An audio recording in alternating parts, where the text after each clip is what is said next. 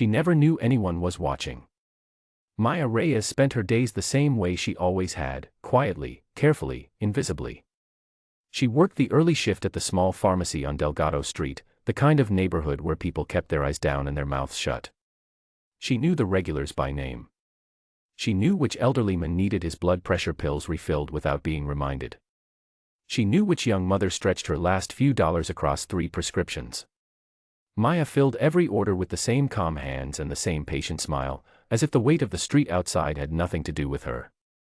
It had everything to do with her. Delgado Street sat at the edge of territory controlled by a man most people only referred to as Caruso.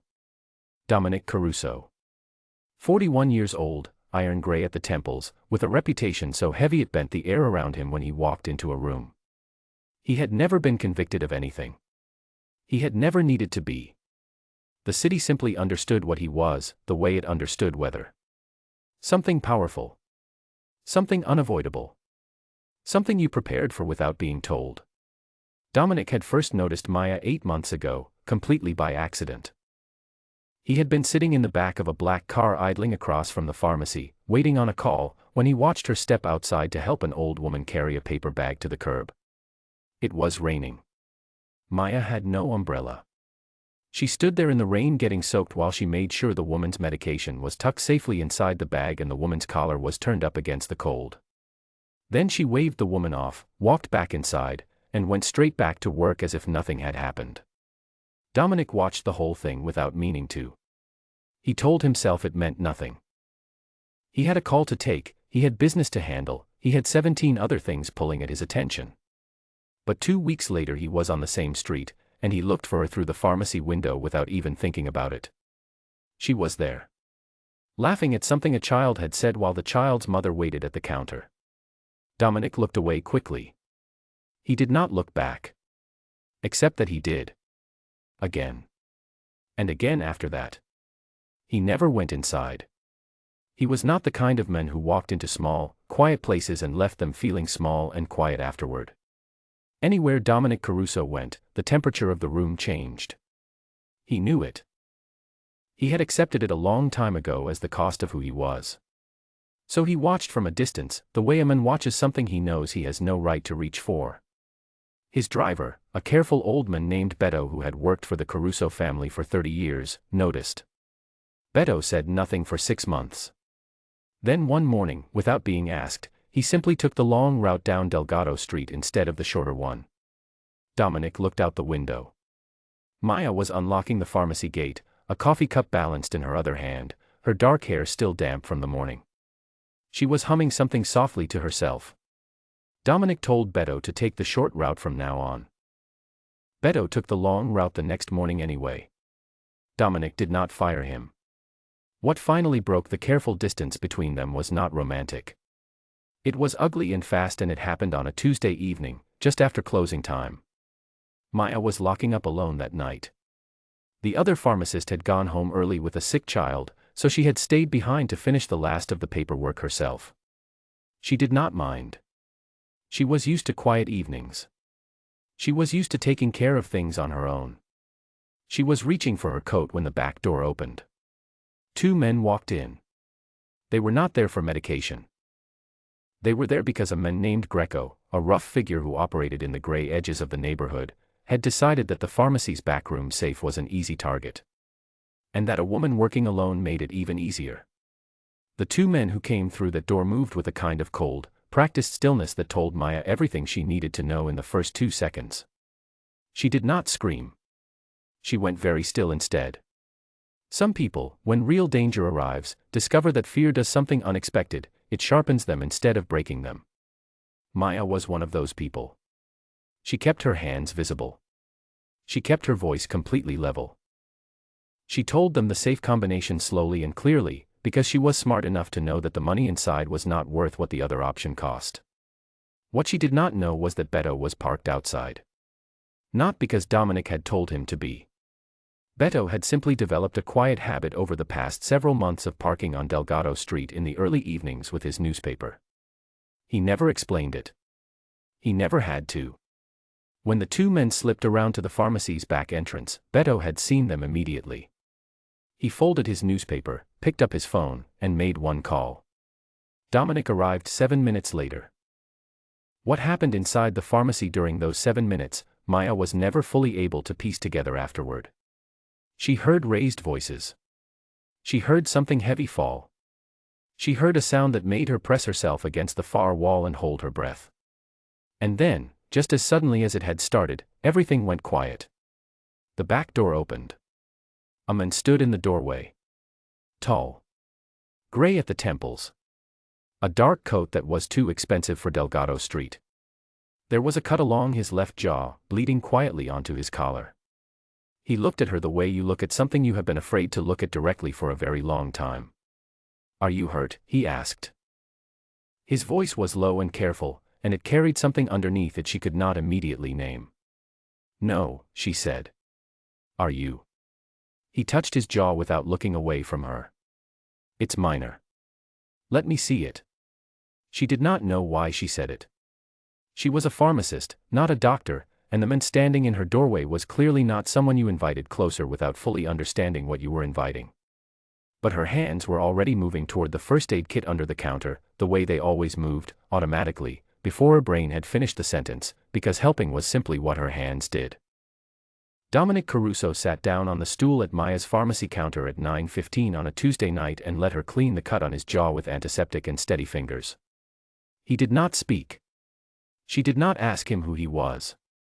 She already knew, the way everyone on Delgado Street knew, the way you know the weather without needing to be told. When she finished, she stepped back and looked at her work.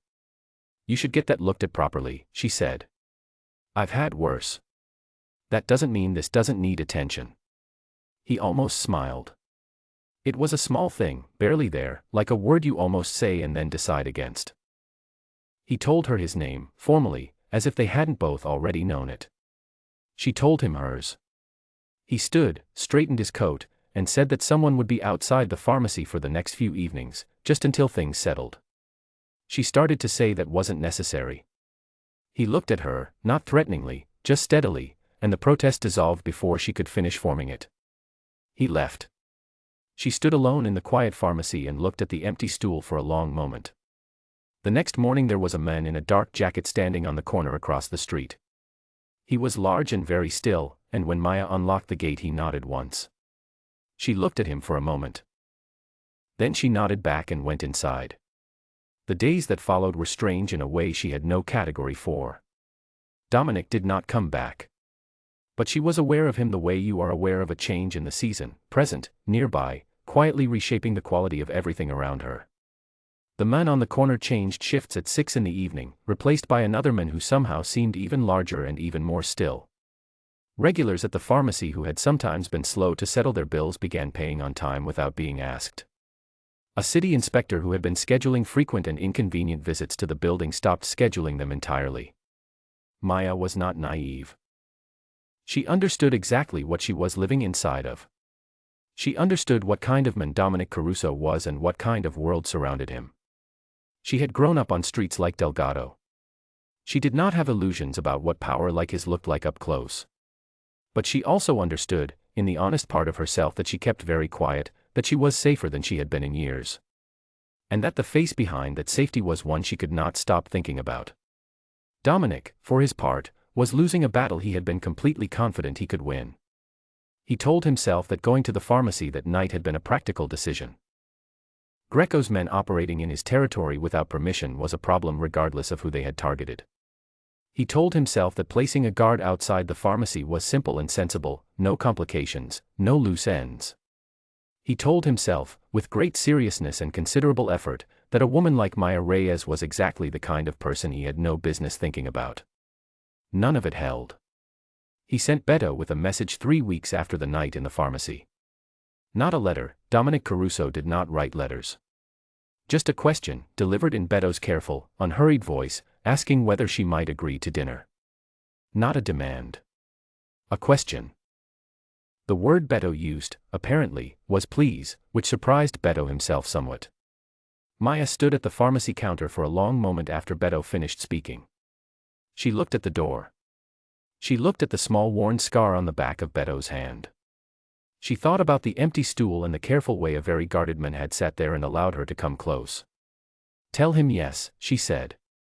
But somewhere quiet. Not somewhere he owns. Beto nodded slowly, as if this was precisely the answer he had expected and had been quietly hoping for. They met at a small Italian restaurant 2 neighborhoods over, the kind of place with cloth napkins and low lighting and a waiter who appeared and disappeared without ever interrupting. Dominic arrived first and was already seated when she walked in. He stood up when he saw her. She had not expected that. He was wearing something that was still clearly expensive but far less declarative than usual, as if he had taken what she said about somewhere he didn't own and applied it quietly to himself as well. They talked for 3 hours. Not about what he did. Not about Greco or the pharmacy or the men on the corner. They talked about the neighborhood as it had been 20 years ago, when both of them were younger and Delgado Street had a bakery on the corner that everyone agreed had made the best bread in the city. They talked about the old woman with the prescriptions and what her name was and whether her daughter had finally moved back from the coast. They talked about a book Maya had been reading and a documentary Dominic had watched twice without being able to fully explain why it stayed with him. She discovered that he was funny, quietly funny, in the way that people are funny when they are not trying to be. She discovered that he listened the way very few people listen, with his whole attention, the kind that makes the room feel smaller in the best possible way. He learned that she was sharper than she appeared, that her gentleness was a choice she made deliberately rather than something that had simply happened to her, and that when she made a decision she made it completely, without looking back. By the time the evening had stretched past 10 o'clock the waiter had quietly stopped coming to the table at all and was simply leaving them alone. Walking out, he asked if she was all right to get home. She said she had her car. He nodded. They stood together on the pavement outside the restaurant in the cool night air, and neither of them moved toward the parking lot. I know what your life is, she said finally. Not unkindly. Just honestly. I'm not pretending I don't. I know, he said. That's a complicated thing to walk toward. I know that too. She looked at him for a long moment. He did not make promises he had no way of keeping. He did not soften things or explain them away or try to make his world sound like something it wasn't. He simply stood there and let her see him clearly, which she suspected was the most honest thing he knew how to offer anyone, and which cost him more than it looked like it did. The restaurant on Teller Street does breakfast on Sundays, she said. Good coffee. Very quiet. He looked at her carefully. I'll find it. I know you will, she said. And she walked to her car without looking back. She did not let herself check the mirror. But she was already smiling before she reached the end of the block, and she made no effort to stop it. Dominic stood on the pavement a moment longer than he needed to, watching her taillights disappear around the corner. Then Beto pulled up quietly and Dominic got in. Neither of them spoke for a full minute. The city moved around them, lit windows, late traffic, the distant sound of someone's music drifting from a restaurant doorway. Then Beto said, without taking his eyes off the road, Sunday morning. Teller Street. I already know where it is.